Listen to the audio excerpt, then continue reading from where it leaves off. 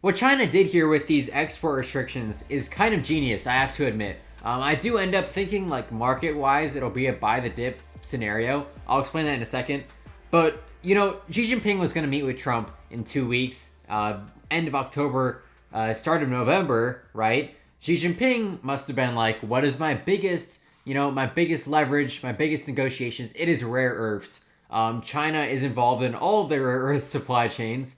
So what they went like, we're just going to establish a regime to control what companies are going to be a part of the Chinese supply chain for rare earths, which is all of them, right? And by the way, they did not implement any of these controls, right? They are just shining a spotlight on the regime that they just put in place to potentially implement those restrictions in the future, so they can say companies like Intel have to get a license from the Chinese government, or else their supplier in China, or like secondary supplier to whoever makes their parts in Europe, is going to be cut off, and Intel is going to be cut off from the whole Chinese ecosystem, which is detrimental more than anything we could possibly pull away from China in negotiations, right? Talk about elasticity. A lot of people assumed that the United States would be the more inelastic party, right? We have the we have the natural resources, the agriculture, the etc. We send things to China to get made, except for rare earths. That is a huge sticking point. But Xi Jinping is not. He doesn't want to escalate tariffs with Trump. He's not an ideological protectionist. He wants to frame himself on the world stage as a free trade guy, and that's exactly how he marketed China after Trump did his psychotic tariff math. Um, Calculating tariffs based on a arbitrary formula involving the raw trade deficit numbers, right? So Xi Jinping's going to come around to this. He's going to be willing to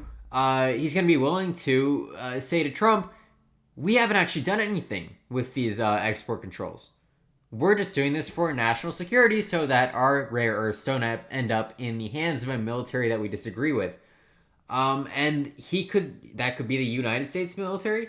It could be, or it could not be. That's part of negotiations, right?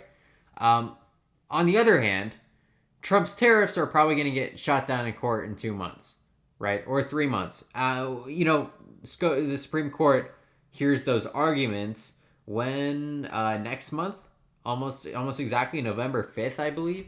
They hear those arguments, they're going to shoot them down. We're going to still have to deal with Section 232 and 301 tariffs.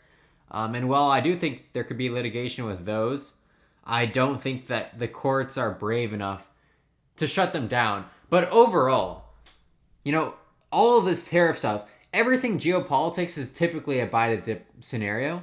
Tariffs are on the edge of that. It's an edge case of your standard buy the dip.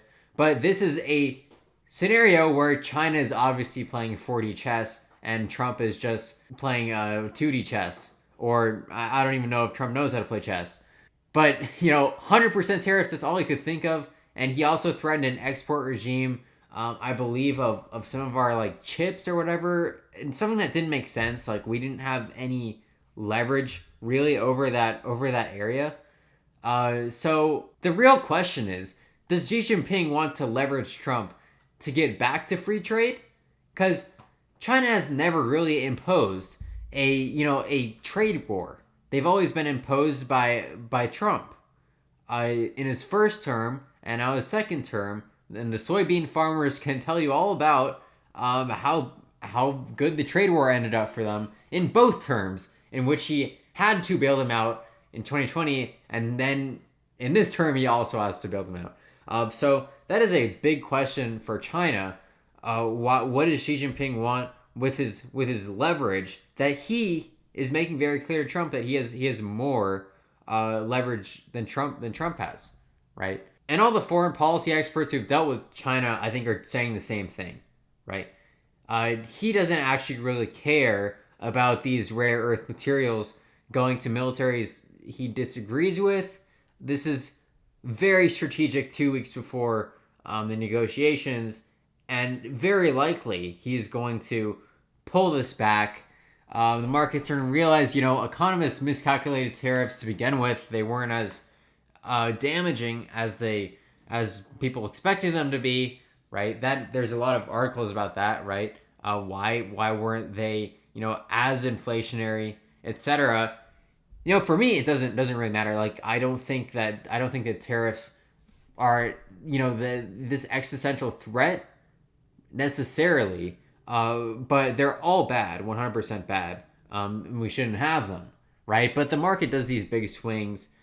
It's probably going to swing back up like it did after April 4th, Liberation Day, because Donald Trump has people with brains in his corner, telling him probably very bluntly, to be honest, if what we know about the people next to him, like they will communicate this stuff to him, that his economy will be garbage if he keeps these 130% tariffs, right? It's just not sustainable at these levels. Average tariff is 16%. It was 30% for China. This would shut off most trade with China. So they will not be sticking around at these levels. But once again, Xi Jinping is showing that he is quite a bit smarter than Donald Trump, right? Donald Trump is kind of just bumbling around. All he can think about is 100 tariff, big number, and didn't even understand, like, he understood what they were doing. Like, they could very easily transform this policy or enforce it in a way that wouldn't be too disruptive.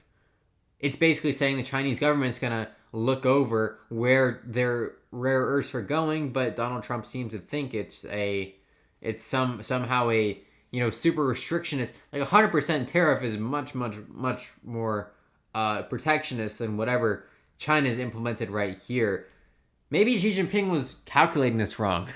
Maybe he thought that Trump would understand that, why not use your leverage? You're using leverage. Why can't I use leverage, right? And China could and Trump could maybe go into this meeting like respecting the person he's negotiating with a little bit more. Maybe that would help. Get back to free trade. If anyone has evidence that Xi Jinping is anti-free trade, please provide that, because it seems like that's what he's trying to get back to. He certainly subsidizes his own industries, etc. But as far as letting his companies export, which in turn necessitates imports, unless you're doing some kind of currency manipulation, which all the more benefits countries receiving Chinese exports. I just don't see the argument that Xi Jinping is being just like Trump 2.0 over in China, when he's like kind of being the opposite. But